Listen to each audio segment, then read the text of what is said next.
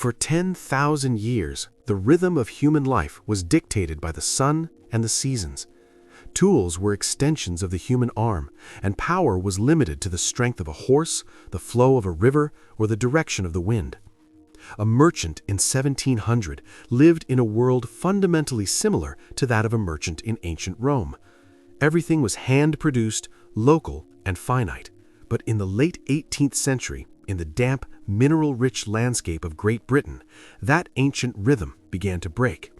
Humans learned how to extract power from the earth itself and scale it beyond anything seen before.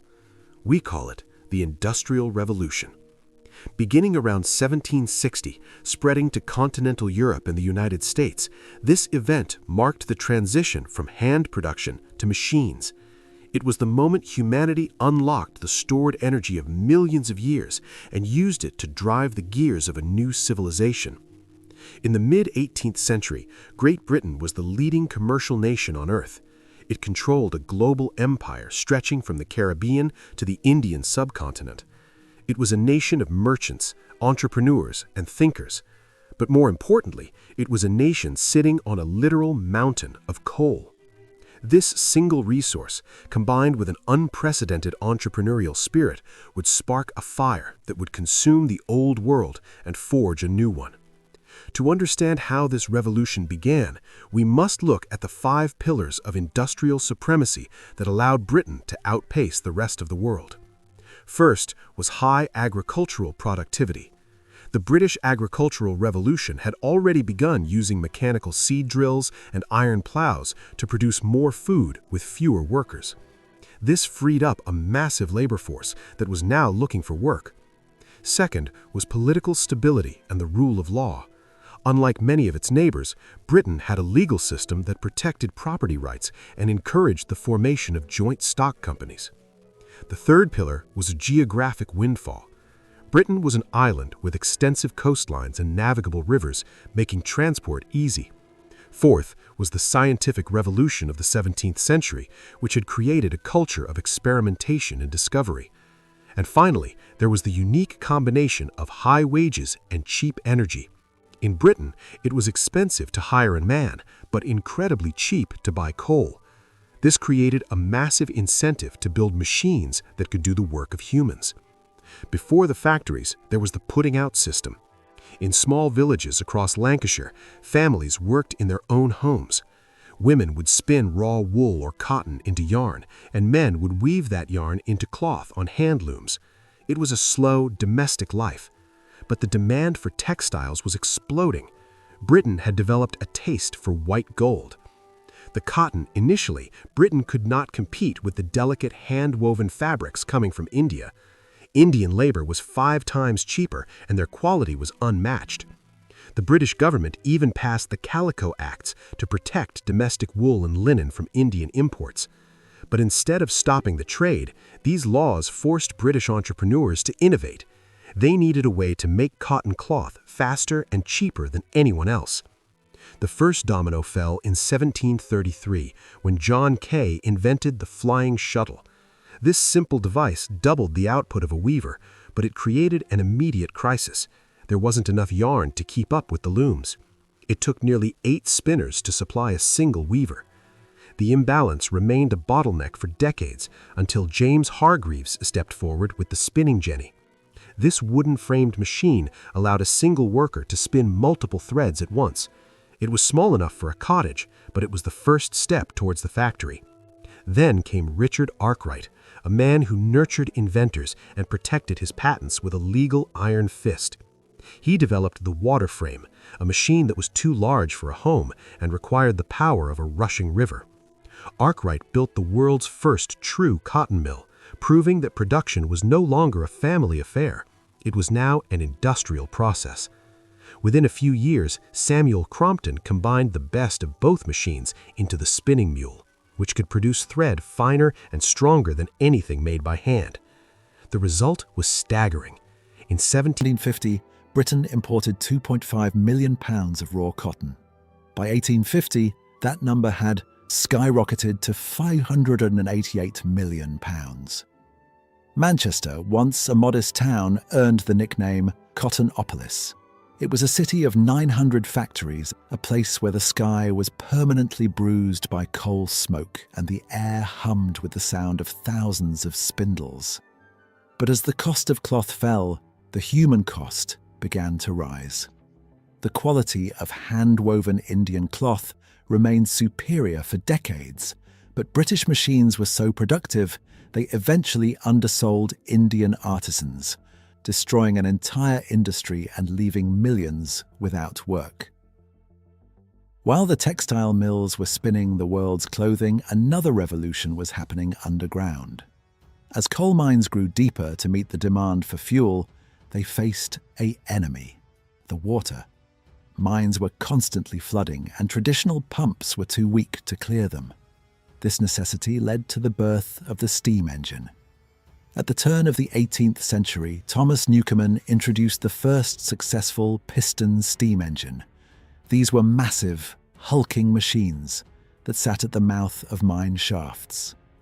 They were incredibly inefficient by modern standards, wasting massive amounts of energy, but because coal was cheap at the mine, it didn't matter. They opened up a great expansion in mining, allowing workers to go deeper into the earth than ever before. The true turning point came when a Scotsman named James Watt realized that the Newcomen engine was cooling its cylinder during every stroke, which was a massive waste of steam. Supported by his business partner Matthew Boulton, Watt perfected an engine that used a separate condenser. This single innovation increased efficiency so much that his engines used only a fraction of the coal required by older models. By the time the Watt engine had been fully developed into a rotative type, it could be used to directly drive the machinery of a factory. For the first time in history, mankind was no longer dependent on the wind, the tide, or the muscle of an animal.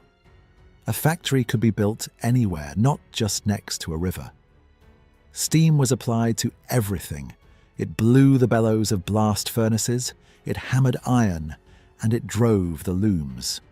The invisible army of mechanical workers was growing by the thousands of horsepower every year. Steam also transformed the iron industry. For centuries, iron had been smelted using charcoal, which meant the industry was limited by the available wood. But earlier breakthroughs by the Derby family had shown that coke, a purified form of coal, could fuel blast furnaces. This allowed for much larger furnaces and an explosion in production.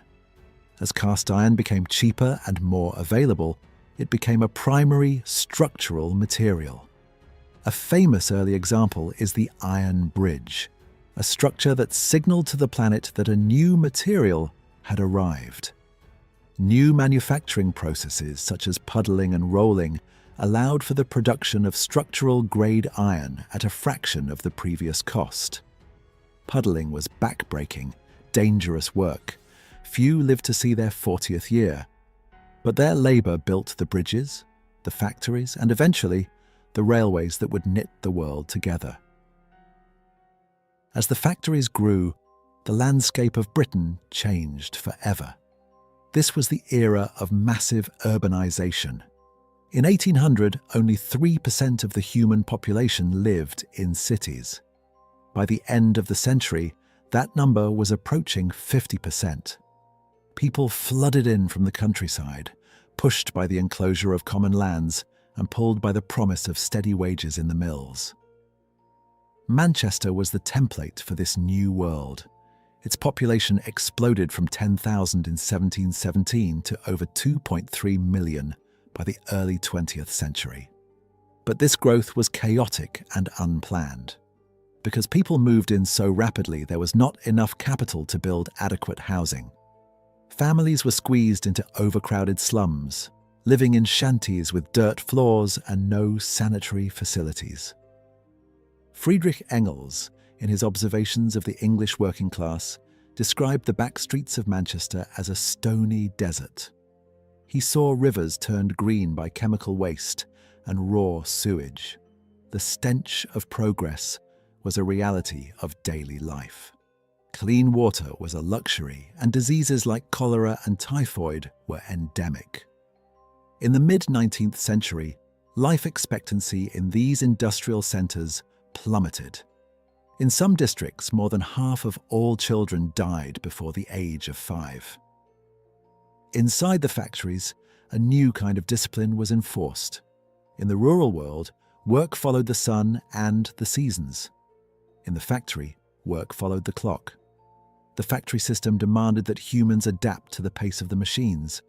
Shifts lasted 12 to 14 hours, 6 days a week.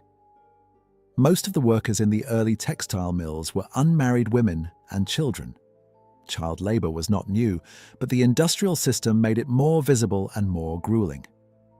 Children as young as 8 were employed as scavengers, crawling under moving machinery to pick up loose cotton, or piecers who stepped into the frames to repair broken threads.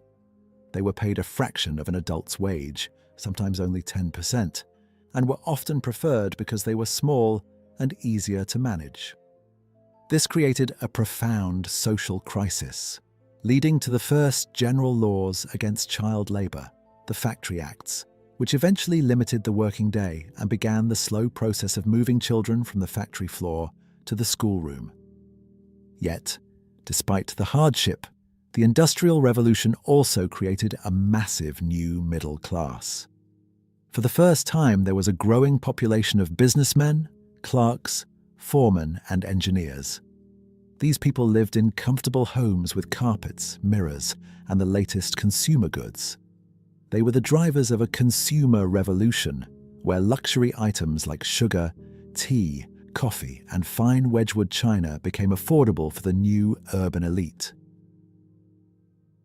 As production increased, the old system of muddy roads and slow river barges could no longer cope. The Industrial Revolution needed a way to move bulk materials, coal, iron, and cotton, quickly and cheaply. The answer was a massive expansion of infrastructure.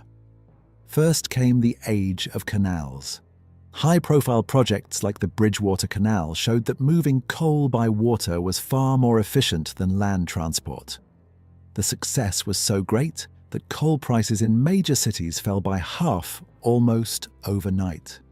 This success inspired Canal Mania, a building spree that linked major manufacturing centers and allowed a single horse to pull a barge carrying tens of times more weight than a cart. But the canals were soon eclipsed by the most iconic invention of the era, the railway. Railways were made possible by 3 things: cheap, puddled iron for the rails, the rolling mill to shape them, and the high-pressure steam engine. Innovators like Richard Trevithick and George Stephenson realized that if you put a steam engine on wheels and ran it on iron rails, you could move weight at speeds the world had never seen. The opening of the first intercity railway between Liverpool and Manchester was a sensation. It linked a rapidly expanding industrial town with a global port. Passengers could now travel between cities in hours instead of days. The railway broke the isolation of the rural world, allowed ideas to spread at the speed of steam, and provided a massive new source of employment. On the oceans, steam was doing the same. While improved sailing technologies had already boosted speeds, the arrival of the steamship meant that global trade was no longer entirely dependent on the wind. The world was shrinking. A merchant could now track the movement of goods with a precision that would have been unthinkable a generation earlier. For decades, Britain tried to keep its industrial secrets to itself. Laws were passed to prevent the emigration of skilled workers and the export of machinery. But the fire could not be contained. British entrepreneurs were eager to expand, and other nations were desperate to catch up. Belgium was the second country to industrialize. Thanks to its rich coal deposits in Wallonia, the region transformed rapidly. Transplanted English engineers built massive integrated factories that handled everything from raw materials to the finished steam engines. By the middle of the 19th century, the landscape mirrored the industrial valleys of northern England. In France, the revolution was slower and more steady. French historians argue that the country didn't have a single takeoff point, but rather a gradual evolution through the 18th and 19th centuries. Germany, however, was a different story.